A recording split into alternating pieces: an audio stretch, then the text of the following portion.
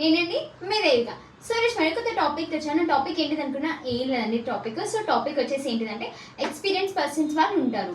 So వాళ్ళకి ఐటీలో కానీ నాన్ ఐటీలో కానీ ఎక్స్పీరియన్స్ అయితే కొంచెం ఉంటుంది. సో లైక్ 3 years కానీ 2 years కానీ లేక 5 years కానీ ఎక్స్పీరియన్స్ అనేది ఉంటుంది. అది ఐటీ కానీ లేదంటే నాన్ ఐటీ కానీ. సో వాళ్ళు ఒక దగ్గర అనేది స్టక్ అవుతారు. సో స్టక్ అయిన తర్వాతకి నేను మళ్ళీ ఎలిజిబిలిటీ అవుతానా లేదా, వేరే కంపెనీ వాళ్ళు నన్ను హ్యాంగ్ చేసుకుంటారా లేదా, ఒకవేళ నాన్ ఐటీలో ఎక్స్పీరియన్స్ ఉన్న వాళ్ళు ఐటీకి నేను వెళ్ళొచ్చా, నన్ను ఎలిజిబిలిటీ అవుతారా. ఆల్రెడీ నాకు 3-4 years నాకు నాన్ ఐటీలో ఎక్స్పీరియన్స్ ఉంది. సో నేను ఐటీకి వెళ్దాం అనుకున్నా.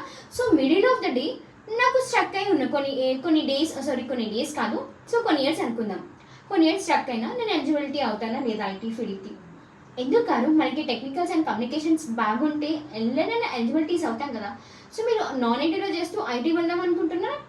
సో అలా వెళ్దాం అనుకుంటే ఏదైనా ఒక సాఫ్ట్వేర్ కోర్సెస్ నేర్చుకోండి. It is Java or Python or AWS, DevOps, testing, automation, SAP or Oracle ఏదైనా ఒక కోర్స్ నేర్చుకోవచ్చు కదా. So it is coding section అయినా నాన్ కోడింగ్ సెక్షన్ అయినా ఏదైనా ఒక కోర్స్ నేర్చుకొని మనం ఇంటర్వ్యూ క్రాక్ చేసుకుని జాబ్ అనేది వస్తుంది కదా. సో కెరియర్ గ్యాప్ ఉంది కదా. అంటే కెరియర్ గ్యాప్ ఉన్నా మీకు టెక్నికల్స్ అండ్ స్కిల్స్ బాగుంటే సో మీరు ఎక్కడైనా ఎప్పుడైనా ఎలిజిబిలిటీస్ అవుతారు. ఫర్ ద మోర్ డీటెయిల్స్ కింద కనిపిస్తున్న కాంటాక్ట్ నెంబర్కి కనెక్ట్ అవ్వండి. Thank you.